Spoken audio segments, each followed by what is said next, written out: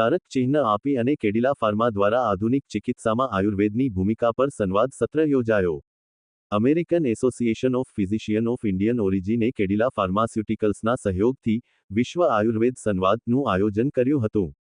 આ શૈક્ષણિક મંચનો મુખ્ય ઉદ્દેશ્ય અમેરિકામાં વધી રહેલા સ્વાસ્થ્ય ખર્ચ અને પડકારોના ઉકેલ તરીકે આયુર્વેદને એક સંકલિત ઇન્ટગ્રેટેડ પદ્ધતિ તરીકે કેવી રીતે સ્થાપિત કરી શકાય તે અંગે ગહન ચર્ચા કરવાનો હતો.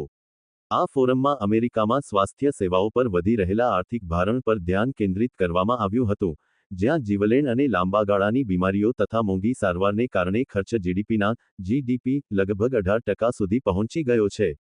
નિષ્ણાતોએ ચર્ચા કરી હતી કે કેવી રીતે આયુર્વેદના નિવારક પગલાં અને જીવનશૈલીમાં ફેરફાર આધુનિક તબીબી પદ્ધતિના પૂરક બની શકે છે, જે દર્દીઓના સ્વાસ્થ્યમાં સુધારો કરવાની સાથે લાંબા ગાળાના ખર્ચમાં પણ ઘટાડો કરી શકે છે.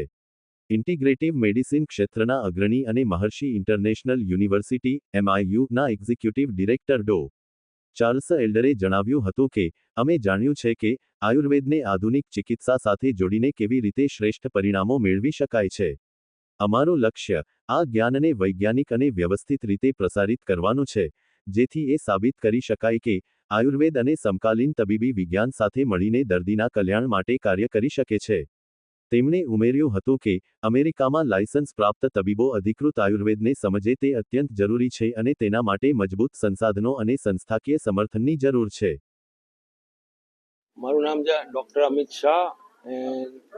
હું શાર્લોટ નોર્થ કેરોલાઇનામાં હોલિસ્ટિક ઇન્ટિગ્રેટિવ ફિઝિશિયન તરીકે પ્રેક્ટિસ કરું છું અને I am the chair of Ayurveda consortium, which is the API initiative. As you know, API is American Association of Physicians of Indian origin, and we have started a unique initiative for a holistic approach for patients' well-being, where we will integrate Ayurvedic science as well as modern science to develop the protocols for different diseases, especially chronic conditions,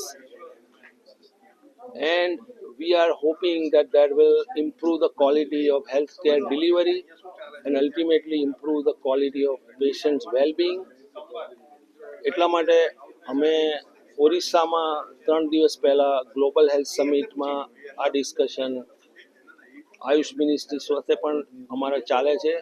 અહીંયા આગળ અમારે working group બનાવવાની એક આયોજના છે. જે group જે છે એ બધા જ stakeholders, allopathic physician, ayurvedic physician, academics, research institute, public institute જોડે કામ કરી અને એક ઇન્ટિગ્રેટિવ હોલિસ્ટિક મોડલ બનાવવાની એક અમારી તૈયારી છે અને એના માટે ખાસ અમે અહીંયા આવેલા છે. Thank you. આ દિશામાં વધી રહેલી રુચિ પ્રોત્સાહક છે અને અમે ટૂંક સમયમાં જ એક ઔપચારિક માળખું તૈયાર કરીશું, જે આ કાર્યને આગળ ધપાવશે. APIના આયુર્વેદ કોન્સોર્ટિયમના ચેરમેન ડો. અમિત શાહે આ પહેલ પાછળનો હેતુ સ્પષ્ટ કરતા કહ્યું કે અમેરિકામાં વધતા મેડિકલ ખર્ચ વચ્ચે હેલ્થકેર ડિલિવરી વિશે પુનઃવિચાર કરવાની તાતી જરૂરિયાત છે. તેમણે જણાવ્યું હતું કે આ માત્ર આયુર્વેદ વિરુદ્ધ એલોપેથીનો વિવાદ નથી. અમારો હેતુ માત્ર દર્દીની સુખાકારી છે. જો કોઈ પદ્ધતિ દર્દીને ફાયદો કરાવતી હોય તો તેને સારવારનો ભાગ બનાવવી જોઈએ. જે રીતે છેલ્લા 15 થી 20 વર્ષોમાં અમેરિકાએ યોગને અપનાવ્યો છે, તે જ રીતે આયુર્વેદ પણ હોલિસ્ટિક ટ્રીટમેન્ટ, સંપૂર્ણ સારવાર માટે એક અનિવાર્ય માધ્યમ બની શકે છે. આ કોન્સોર્ટિયમ મુખ્યત્વે શિક્ષણ અને તાલીમ, સંશોધન તેમજ ગુણવત્તાયુક્ત ઉત્પાદનોનો વિકાસ એમ 3 સ્તંભો પર કામ કરી રહ્યું છે. ડો. શાહે વધુમાં ઉમેર્યું કે આયુર્વેદનો નિવારક અભિગમ વાસ્તવિક જરૂરિયાત છે અને તે આરોગ્ય સંભાળ ખર્ચમાં નોંધપાત્ર ઘટાડો કરી શકે છે. અમેરિકામાં ઉચ્ચ ગુણવત્તાવાળી આયુર્વેદિક દવાઓ માટે વિશાળ તકો રહેલી છે. ચર્ચા દરમિયાન પ્રોડક્ટ્સની ગુણવત્તા અને શુદ્ધતાના પડકારો પર પણ ભાર મૂકવામાં આવ્યો હતો. આ સંદર્ભમાં ગુજરાતમાં એક રાજ્ય સ્તરીય વર્કિંગ ગ્રુપની રચના પણ કરવામાં આવી છે, જેમાં એલોપેથી અને આયુર્વેદના તબીબો, વૈજ્ઞાનિકો અને ઉદ્યોગ જગતના અગ્રણીઓનો સમાવેશ થાય છે. આ જૂથ વૈશ્વિક સ્તરે સ્વીકૃત આયુર્વેદિક ઉત્પાદનો અને સંકલિત સ્વાસ્થ્ય સેવાઓના વિકાસ માટે કાર્ય કરશે.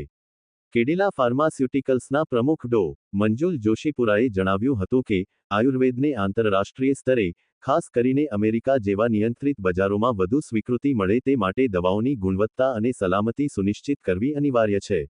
ઉદ્યોગ જગત અને શૈક્ષણિક સંસ્થાઓએ સાથે મળીને એવા ધોરણો સ્થાપિત કરવા પડશે જેનાથી આયુર્વેદ પરનો વિશ્વાસ વધુ મજબૂત બની શકે. આ સંવાદ સત્રમાં આયુર્વેદના વિદ્વાનો, નિષ્ણાતો અને એલોપેથી તથા આયુર્વેદના ખ્યાતનામ તબીબો ઉપસ્થિત રહ્યા હતા.